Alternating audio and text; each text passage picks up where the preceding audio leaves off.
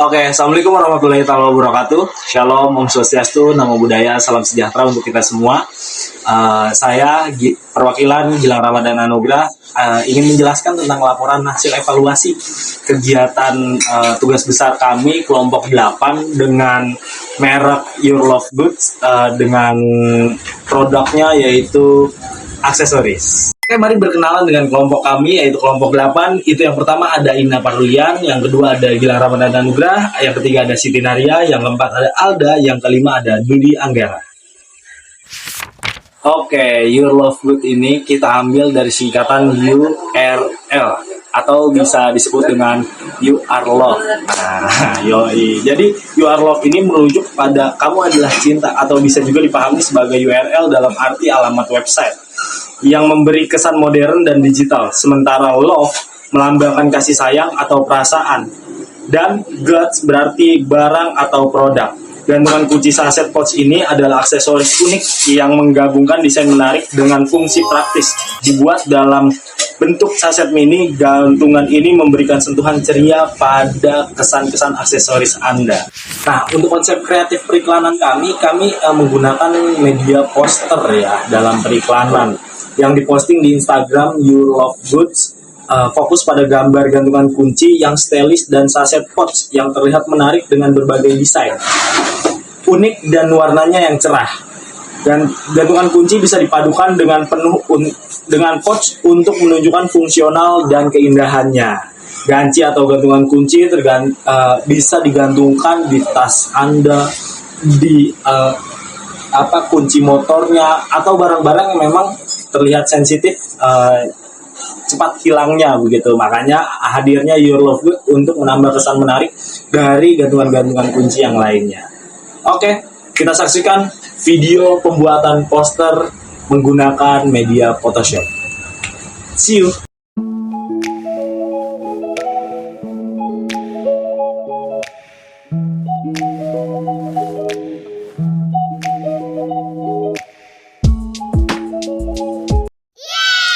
Oke, selanjutnya saya akan menjelaskan tentang penerapan teknik copywriting model AIDA. Yang pertama itu ada attention, interest, desire, dan action.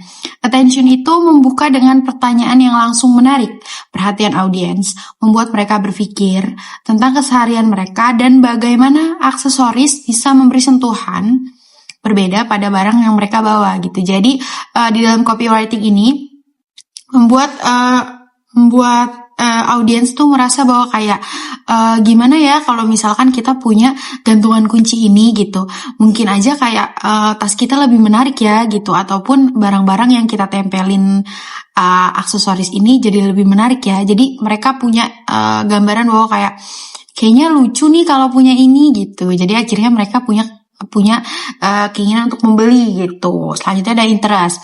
Interest itu menyampaikan keunggulan produk. Jadi desain unik, fungsionalitas, dua hal yang penting bagi audiens yang mencari aksesoris praktis tapi tetap ingin tampil fashionable gitu. Jadi di dalam copywriting ini kan juga menyampaikan keunggulan produk nih. Jadi kayak keunikannya juga disampaikan di dalamnya gitu. Jadi membuat audiens ini merasa bahwa berarti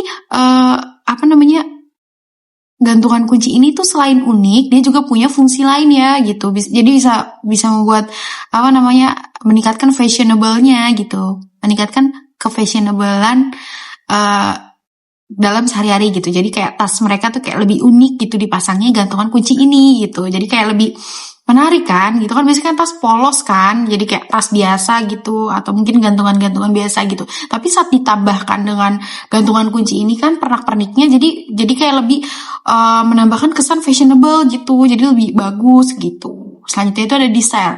Desire itu kan menumbuhkan keinginan dengan menyampaikan dan membayangkan bagaimana produk ini dapat meningkatkan gaya dan memberikan kepuasan visual secara kegunaan sehari-hari. Penekanan pada kesesuaian dengan gaya pribadi memberikan audiens rasa bahwa produk ini untuk mereka gitu. Jadi kayak kan mereka sudah membayangkan nih saat mereka melihat iklan copywritingnya, mereka membayangkan gimana ya kalau misalkan kira-kira aku nih punya produk ini gitu, jadi kayak oh berarti jadi tasnya jadi lebih lucu ya gitu, terus kayak fungsinya juga banyak, terus lucu ya bentuknya karena visualnya yang bagus gitu kan. Bisa nih untuk kegunaan sehari-hari gitu, jadi untuk di tasnya kan, untuk gantungan kunci di tas, gantungan di tas ataupun guntingan kunci kan itu aksesoris itu kan bisa dipasang di mana aja ya sesuai dengan keinginan kita gitu. Jadi membuat mereka karena visualnya yang bagus, jadi membuat mereka ingin beli gitu. Yang terakhir itu ada action. Action itu CTA yang jelas. Jadi call to action-nya itu yang jelas dan mengarahkan mereka untuk membeli dan melihat lebih lanjut lalu mengklik video. Jadi saat mereka sudah melihat copywriting-nya, saat mereka sudah melihat iklannya gitu, mereka tuh kita tuh membuat seolah-olah mereka tuh bawa kayak oh lucu nih ya produknya, oh ingin beli nih akhirnya gitu. Jadi saat mereka tertarik dengan produk kita, mereka kan pasti akan klik link di bio kan, dan mereka search nih kayak produk mana sih yang mereka inginkan gitu, kayak apa aja sih produknya yang mereka mau gitu. Jadi kayak bentuk-bentuknya gitu-gitu. Jadi saat mereka sudah dapat nih kayak produk yang mereka mau gitu, barulah mereka membeli. Saya akan membaca slide 6. Yang pertama, engagement, jumlah like, komentar, dan share dapat menunjukkan ketertarikan audiens. Yang selanjutnya, konversi, proses mengubah audiens yang membaca atau berinteraksi dengan konten menjadi pelanggan yang melakukan tindakan yang diinginkan, seperti pembelian pada produk. Yang selanjutnya, feedback audience, merujuk pada respon atau tanggapan audiens terhadap pesan iklan atau pemasaran. Ini bisa merupakan interaksi langsung seperti komentar atau like atau share di media sosial, atau ditindakan lebih lanjut seperti pembelian produk atau pendaftaran layanan. Ya, terima kasih Bang Dudi. Saya akan melanjutkan dan menjelaskan tentang analisa metrik hasil poster yang saya posting di akun Your Love Goods. Nah, di sini seperti ada di gambar di atas, view terdapat berjumlah 328 view, sebagian besar view berasal dari non-followers. Nah, berjumlahnya ada 84,8%. Lalu sementara dari sisanya itu berjumlah 15,2% berasal dari followers. Yaitu hal ini menunjukkan bahwa konten ini berhasil, lalu menjangkau audiens baru di luar basis pengikut yang ada. Nah, menandakan potensi ini untuk meningkatkan brand awareness gitu, teman-teman. Nah, lalu ada juga seperti di sampingnya ada engagement yang berjumlah 47, lalu likes-nya berjumlah 44, komennya ada 16, lalu save-nya ada 8, lalu share-nya ada 4. Nah, tinggi proporsi interaksi dari non-followers yaitu 56,2% dibanding followersnya ada 43,8%. Nah, menandakan bahwa konten ini cukup menarik bagi audiens baru gitu, teman-teman. Lalu yang mungkin belum akrab dengan brand gitu. Baik, selanjutnya saya akan menjelaskan tentang analisa metrik hasil video reels yang saya post di akun Instagram Your Love Good dan TikTok Your Love Good. Nah, di sini kita lihat bersama-sama ada gambar di samping saya. Ini ada postingan dari TikTok dan postingan dari Instagram. Nah, jumlah view TikTok ini terdapat 753 view. Lalu yang dari Instagramnya ada 1078 view. Sebagian besar view berasal dari non-followers yang berjumlah 96,2%. Sementara sisanya ada 3,8% yang berasal dari followers. Nah, kemungkinan besar penonton ini berasal dari yang bukan followers gitu, teman-teman. Hal ini menunjukkan bahwa konten berhasil menjangkau audiens baru di luar basis pengikut yang ada. Jadi menandakan potensi ini meningkatkan brand awareness gitu, teman-teman. Baik, di sini saya akan menjelaskan tentang CTR dan CR. Nah, apa sih CTR dan CR? CTR itu click through rate dan CR itu conversion rate. Nah, di sini saya akan pertama menjelaskan tentang CTR dulu ya teman-teman. Nah, rumus CTR itu CTR sama dengan jumlah dibagi jumlah tampilan atau impresi dikali 100%. Nah, seperti gambar di atas ini, CTR saya itu terdapat 47 jumlah kliknya dan jumlah tampilannya itu 328 dikali 100% sama dengan 14,34% gitu teman-teman. Nah, jadi CTR sebesar 14,3% ini merupakan angka yang sangat baik. Umumnya CTR yang dianggap baik bervariasi tergantung pada industri dan platform iklan yang digunakan, tetapi secara umum CTR di atas 1-3% sudah dianggap baik untuk kebanyakan iklan digital gitu teman-teman. Nah, di sini ada rumus dari CR. CR sama dengan jumlah konversi dibagi jumlah pengunjung atau klik dikali 100%. Nah, jadi di sampingnya ini kita ambil dari postingan Instagram. Lalu konversi disama dengan jumlah konversinya terdapat 35 dibagi jumlah pengunjungnya terdapat 47 dikali 100% sama dengan 74,47%. Nah, artinya dari hasil 74,47 dari pengunjung yang mengeklik telah melakukan konversi yang menunjukkan kinerja yang sangat baik dalam mengubah klik menjadi tindikan yang diinginkan gitu teman-teman. Jadi hasil dari postingan yang kita dari kelompok kita ini berhasil teman-teman. Baik, saya akan membacakan slide selanjutnya, slide 10. Yang pertama, peningkatan value proposition. Pertama, kenali target pasar. Yang kedua, tawarkan solusi unik. Yang ketiga, fokus pada manfaat. Yang keempat, kualitas dan performa. Yang kelima, atau inovasi. Yang selanjutnya akan saya bacakan diversifikasi saluran kampanye. Yang pertama, media sosial, iklan digital, atau konten pemasaran, atau hubungan masyarakat, atau e-commerce. Yang selanjutnya saya akan membacakan peningkatan interaksi. Yang pertamanya itu adalah polling dan survei, chatbot atau live streaming atau interaksi sosial media, dan webinar dan workshop. Baik, selanjutnya saya akan menjelaskan materi tentang perilaku konsumen. Itu pada slide apa subkultur atau mikrokultur yang menjadi target konsumen UMKM. Subkultur yang menjadi target penjualan itu adalah anak-anak, remaja, dan dewasa muda. Itu range usianya dari 7 sampai 30 tahun. Nah, untuk presentasinya itu ada di presentasi belakang ini. Itu untuk usianya, ada di sini ya presentasinya. Usia yang paling banyak membeli produk ini itu usia 11 sampai 18%. Usia 11 sampai 18 tahun. Dan itu presentasinya 50%. Jadi 50% dari pembeli kita tuh, dari customer kita itu range usianya 11 sampai 18. Dan selanjutnya itu usia 7 sampai 10 tahun itu ada 15%. Dan selanjutnya yang usia 19 sampai 30 tahun itu ada 35%. Dan untuk presentasi dari wilayah yang membeli produk kita, itu yang paling banyak itu di Pulau Jawa, yaitu 50%. Tapi juga ada di Pulau Sumatera, yaitu 22,2%. Dan di Pulau Sumatera juga ada, yaitu 16,7%. Selanjutnya di Pulau Kalimantan juga ada, itu ada 11,1%.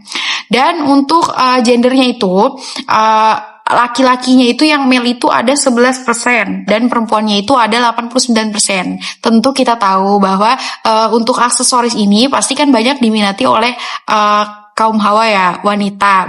Mereka kan lebih suka keindahan ataupun keunikan gitu kan. Mereka lebih suka dengan hal-hal yang lucu gitu. Apalagi kan ini warnanya kayak pinky gitu kan. Jadi membuat mereka men-trigger mereka untuk membeli gitu, kayak lucu gitu kan. Selain itu juga, selain lucu, ini juga bisa menjadi koleksi barang unik untuk berbagai orang gitu yang menyukai keunikan dan aksesoris gitu. Bisa juga sebagai barang koleksi gitu. Jadi buat sebagian orang yang mungkin dia menyukai aksesoris lucu kan juga bisa dikoleksi ya gitu kan. Atau mereka yang sering mengikuti tren di media sosial. Apalagi kan sekarang di media sosial itu kan kita bisa melihat apa saja ya. Jadi saat kita mungkin lagi scroll TikTok atau apa, kita dengan mudah kan melihat apapun gitu. Jadi mereka yang atau mereka melihat seseorang atau influencer yang sedang menggunakan aksesoris lucu yang mirip-mirip dengan gantungan kunci ini ya. Jadi kan akhirnya mereka terinfluence ya untuk membeli gitu.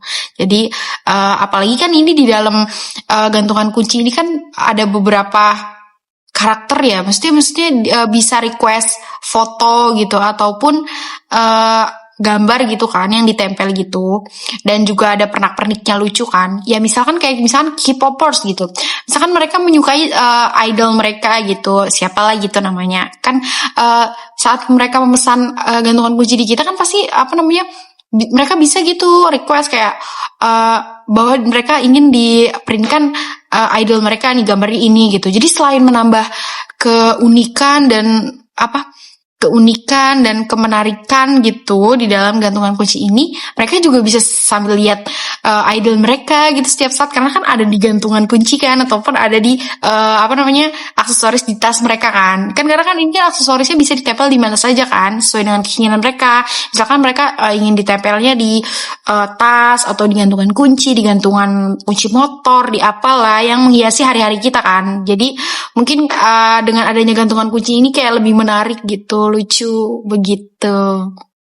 Selanjutnya saya akan menjelaskan tentang profil konsumen yang sebelumnya sudah dibahas sedikit di slide subkultur dan mikrokultur. Itu yang pertama, ada usia. Usianya itu range dari 7 sampai 30 tahun. Usia di mana yang mereka tuh melihat sesuatu ataupun mendengar sesuatu akan tertarik gitu dan membeli. Usia-usia yang produktif gitu kan, usia 7 sampai 30 tahun, yaitu remaja dan dewasa muda. Remaja itu seringkali merasa banyak ke-trigger gitu. Misalkan mereka melihat kayak influencer atau apa gitu mengenakan barang-barang yang lucu, aksesoris yang lucu, pasti mereka akan ke-trigger gitu untuk ingin membeli barang itu ataupun mencari barang yang mirip seperti itu gitu. Apalagi dewasa muda yang sudah banyak mungkin yang sudah memiliki penghasilan gitu. Pasti mereka juga orang sudah memiliki penghasilan kan, pasti mereka juga suka membeli sesuatu hal yang mereka suka gitu. Kayak misalkan pernak-pernik ataupun segala hal yang bisa menunjukkan penampilan mereka. Kayak misalkan gantungan kunci ini gitu. Selain lucu, unik, ini juga kan bisa meningkatkan ke-fashionablean saat keseharian kita gitu, karena itu bentuknya yang lucu gitu, jadi menarik perhatian orang dan membuat orang bahwa kita tuh terkesan menjadi orang yang suka akan aksesoris gitu. Selanjutnya itu ada keluarga. Jadi di keluarga ini, dari profil konsumen ini itu cenderung dari berbagai kelas, jadi tidak spesifik dari kelas yang keluarga yang kelas menengah ke bawah atau menengah ke atas gitu. Karena harganya dari gantungan kunci ini itu range-nya cukup murah ya. Jadi range-nya bukan harga yang mungkin kita akan harus menabung terlebih dahulu gitu untuk membeli ini, tapi bukan. Mungkin kalau anak sekolah atau mahasiswa itu mungkin bisa sesuai dengan uang jajannya gitu, kayak satu hari bisa mereka mungkin langsung beli gitu. Apalagi kan ini kita juga bisa request gitu, misalkan kita punya budgetnya segini, jadi kita bisa request mungkin pernak-perniknya sedikit gitu. Jadi bukan harga yang mahal gitu, jadi bisa membuat kayak suatu kalangan tertentu saja gitu yang bisa beli gitu. Tapi gantungan kunci ini tidak gitu, berbagai kalangan bisa beli gitu. Selanjutnya itu adalah latar belakang dari konsumen ini, dari konsumen yang membeli ganci ini tuh bermacam-macam sebenarnya, tapi kita bulatkan menjadi pelajar, mahasiswa, hingga pekerja muda gitu. Mereka tuh kan usia-usia yang dimana tuh banyak minat pada kreativitas ya kan, atau barang lucu untuk koleksi gitu. Apalagi nih di era sekarang ini kan kita bisa melihat apa saja tuh dengan mudah melalui digitalisasi ini kan. Saat kita melihat kayak K-pop kayaknya ya, itu banyak sekali penggemarnya yang memprint fotonya, foto K-pop foto kesukaannya itu yang dari Korea, lalu dipasang ke gantungan kunci ini gitu. Jadi selain bisa menambah aksesoris di tas mereka, membuat keseharian mereka lebih berwarna gitu, tapi juga bisa mungkin mengingatkan mereka pada K-pop kesukaan dia gitu, kayak K-pop kesukaan dia, K-popers kan gitu. Jadi mereka print out dari gantungan kunci ini, request mereka foto yang mereka suka gitu dari idolnya gitu. Itu juga yang salah satu konsumennya gitu. Selanjutnya ini ada keyakinan agama. Keyakinan agama ini tidak spesifik dan tidak ditargetkan pada agama tertentu, karena ini produknya bukan produk yang produk yang mengarahkan pada agama tertentu gitu, spesifik gitu tidak gitu. Jadi general saja gitu, berbagai agama. Jika mereka menyukai aksesoris dan gantungan kunci ini, pasti mereka akan berminat dan membelinya gitu. Selanjutnya yang terakhir itu ada pengaruh komunitas. Pengaruh komunitas ini kan kayak remaja dan dewasa ini biasanya mereka mungkin punya teman-teman ataupun organisasi atau apa yang berkumpul banyak orang gitu. Mungkin orang-orang ini mungkin ada beberapa yang menyukai keindahan di dalam tasnya gitu ataupun aksesorisnya gitu. Tapi jadi kan mereka nih orang lain yang mungkin belum menyukai itu, mereka sering lihat gitu kan, pengaruh dari komunitas kan. Jadi kayak mereka sering lihat itu, misalkan kayak mereka lihat tas teman mereka nih, mahasiswa nih, misalkan mereka lihat tas teman mereka gitu, ada aksesoris gantungan kunci yang lucu gitu, pasti kan mereka akan tertrigger untuk apalagi mereka yang menyukai aksesoris unik gitu kan, yang lucu dan fashionable gitu, pasti kan mereka akan tanya, oh ini beli di mana gitu kan. Jadi itu juga akan membuat tambahan dari konsumen kita gitu, yaitu pengaruh dari orang-orang yang telah membeli gitu. Lanjut, di sini ada bagaimana identitas konsumen ini dapat diaktifkan melalui elemen desain, yaitu ada warna, simbol, dan bentuk. Yang pertama ini ada warna. Dari warna-warna ganci yang cerah dan atraktif seperti kombinasi warna peach juga sering dianggap warna yang menggambarkan rasa optimisme dan kelembutan, menciptakan suasana yang tenang dan ramah, sedangkan warna merah marun melambangkan kekuatan, kemewahan, dan kedalaman emosional. Warna ini sering dikaitkan dengan keberanian, kepercayaan diri, dan keseriusan, serta memberi kesan dengan elegan dan terhormat. Dan kuning cerah sering melambangkan kecerahan. Lalu yang kedua ini ada simbol. Simbol dari You Love Good ini diambil dari nama ULG. Ini adalah singkatan dari You Love Good. Ini diartikan bahwa kamu adalah cinta, kasih, sayang, atau perasaan yang positif, dan goods yang berarti barang atau produk yang terbaik dan tidak ada yang bisa mengalahkannya. Lalu selanjutnya ini yang ketiga ada bentuk kemasan. Desain kemasan ini sangat minimalis, sederhana dengan kemasan yang menggunakan bahan dapat didaur ulang dan ditambahkan desain tulisan ganci sachet agar mengetahui bahwa ini produk You Love Goods. Baik, untuk selanjutnya saya akan menjelaskan apa bahasa yang paling relevan untuk mempengaruhi konsumen secara emosional. Yang pertama, ada emosi dan pengalaman personal. Bahasa yang menggunakan emosi dan pengalaman personal dapat membantu konsumen merasa terhubung dengan produk atau layanan. Contohnya seperti dapat menggunakan kata, ingat masa kecilmu saat bermain dengan teman, sekarang kamu bisa menghidupkan kembali masa kecilmu dengan mainan ini. Lalu yang kedua, ini ada identitas dan gaya hidup. Bahasa yang mengidentifikasi dengan gaya hidup konsumen dapat membuat mereka merasa bahwa produk atau layanan tersebut adalah bagian dari identitas mereka. Contohnya, kamu adalah seorang profesional muda yang sibuk. Kami mengerti bahwa waktumu berharga. Dengan aplikasi kami, kamu bisa mengelola waktu dan pekerjaanmu dengan lebih efisien. Lalu yang ketiga, ini adalah kepuasan dan pencapaian. Bahasa yang menekankan kepuasan dan pencapaian dapat memotivasi konsumen untuk membeli produk atau layanan tersebut. Contohnya ada seperti rasakan kepuasan maksimal saat menggunakan produk ini. Kamu akan merasakan perbedaannya.